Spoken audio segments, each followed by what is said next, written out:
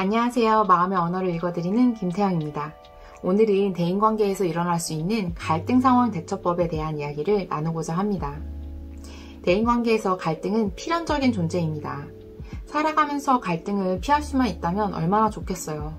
하지만 그럴 수 없다라고 하니 현명하게 대처하는 방법을 가지고 있으면 대인관계를 잘 해나갈 수 있겠죠?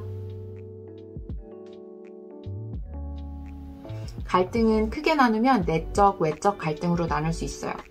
내적 갈등은 내 안에서 일어나는 마음의 동요라면 외적 갈등은 사람들과의 사이에서 일어나는 현상이죠.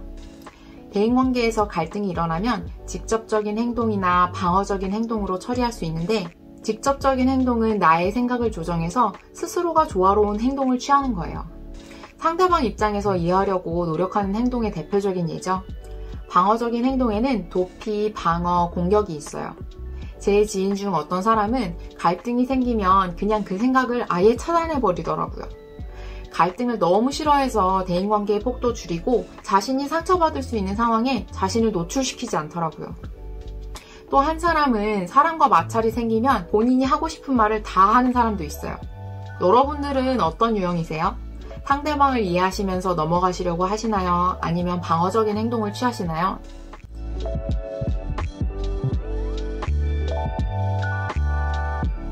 우리는 갈등 상황이 벌어지면 문제가 발생했다라고 자동 인식하죠. 갈등을 맞닥뜨리면 피하고 싶어지지만 우리의 뇌는 갈등 문제를 해결하는 과정에서 사회적 뇌를 발달시켜 우리를 더 똑똑하게 만들어요. 갈등 정말 생각만 해도 스트레스이고 피하고만 싶지만 피할 수 없으면 즐겨라 라는 말처럼 내가 현명해질 수 있는 기회가 왔구나로 생각을 전환해보면 어떨까요? 사람이 생각을 조정하면 감정은 따라옵니다. 감정은 어느 정도 조절은 가능하지만 내가 행복감을 느껴보자 라고 해서 행복감이 찾아오지는 않죠. 하지만 사람이 어떤 생각을 하면 시간이 좀 걸리더라도 감정이 생각을 따라옵니다. 그래서 갈등 상황이 벌어지면 이렇게 생각해봐요. 갈등은 문제가 아닌 현상이다. 갈등은 나를 현명하게 만든다.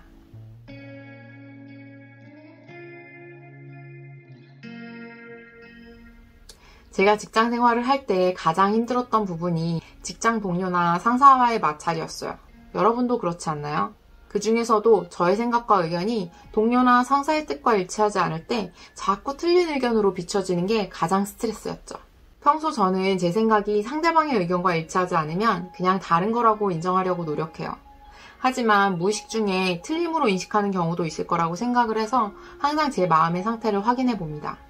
그런데 저는 다름을 인정받지 못하게 되다 보니 표정 관리도 안 되고 각종 스트레스성 질환에 걸리기 일쑤였어요. 다름과 틀림에 대한 인식이 요즘 사회적으로 많이 일어나고 있기는 하지만 아직 과도기여서 그런지 사회 속에서 다름을 인정받기란 그리 쉽지만은 않은 것 같아요.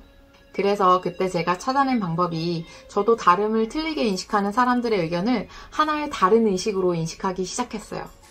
그렇게 하니 별로 억울하지도 않고 마음이 한결 편해지더라고요. 평소에도 그런 사람을 만나면 대화를 피하고 싶어지지 않나요? 난 다른 건데 자꾸 틀렸다라고 지적을 한다든지 자기가 옳다고 길게 설명하는 사람들이요. 예전에는 그런 사람들이 틀렸다고만 판단했는데 생각해보니 그냥 안 맞는 사람인 거더라고요. 회사는 공동의 목표를 향해 함께 나아가는 집단이다 보니 넌 그렇고 난 이래 라는 평행선 유지는 불가능하죠. 때론 틀린 말도 있고 비판적인 사고가 발동될 때도 있어요. 하지만 대부분의 경우 좋고 싫은 문제일 때가 많더라고요. 우리가 다름을 인정받고 싶은 만큼 상대의 다름도 인정해줘야 합니다.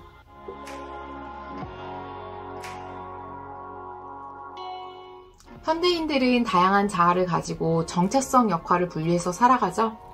직장인으로서의 나, 누군가의 자녀로서의 나, 부모로서의 나, 누군가의 친구로서의 나, 그리고 그에 맞는 역할도 다 다르죠. 하지만 직장이나 사회가 요구하는 나에 대한 기대치가 내가 생각하는 나의 정체성 역할과 부딪힐 때 갈등이 시작됩니다.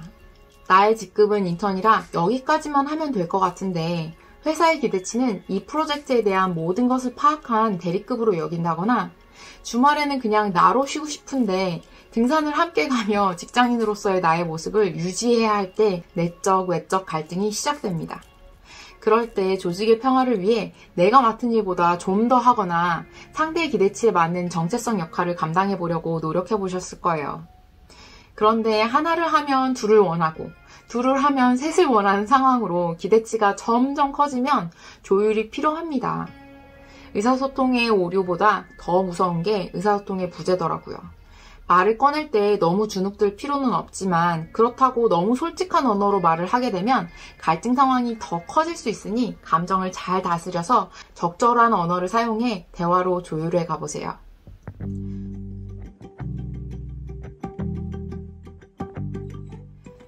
참으면 나아지겠지 하며 참고 계시지는 않나요? 감정에서 지우고 싶은 부분들을 골라 지우개로 싹싹 지울 수 있다면 얼마나 좋을까요? 제가 사회 초년생일 때 갈등 상황이 생기면 피하거나 꾹 참았어요. 아직 일도 서툰데 이 말까지 꺼내면 날 어떻게 생각하겠나 하는 마음 상태였던 것 같아요. 그런데 어느 금요일 상사가 퇴근 무렵 저에게 본인 업무를 맡기고 일찍 퇴근을 하시는 거예요. 너무 당황스럽기도 했고 화가 났어요. 이건 야근을 하라는 건가? 주말에도 나와서 일을 하라는 건가? 비슷한 상황이 몇 번 더 있었던 터라 스트레스가 너무 심해져서 이 얘기를 꺼내게 됐어요. 솔직히 원망을 퍼붓고 싶은 마음 상태였지만 원하는 목적이 감정 투척 후 퇴사가 아니었기 때문에 차분한 마음으로 제 입장을 전달했어요. 처음에는 제가 일을 하기 싫어서 그런 거냐는 오해도 받았지만 나아 전달법을 활용해서 저도 제게 맡겨진 업무라면 적극적으로 하고 싶은데 업무 지시를 퇴근 시간 무렵 받으니 마음이 매우 불편했습니다 라고 말씀드렸어요. 또 대화 중간중간에 제가 이 이슈를 꺼낸 목적이 상사에 대한 공격이나 불평이 아닌 상사와의 좋은 관계를 유지하고 업무적 효율성을 향상시키려는 것이라는 말씀을 드리니 전과 다르게 제 의견을 수용해 주시더라고요.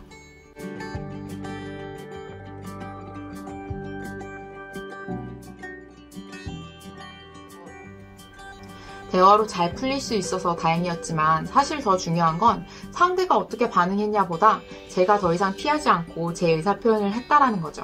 갈등 상황이 벌어지면 스스로가 원하는 것이 무엇인지 파악하고 감정적으로 호소하기보다는 나 전달법과 내가 원하는 것을 명확하면서도 부드럽게 전달하면 관계 회복과 업무 환경에 변화를 가져올 수 있습니다.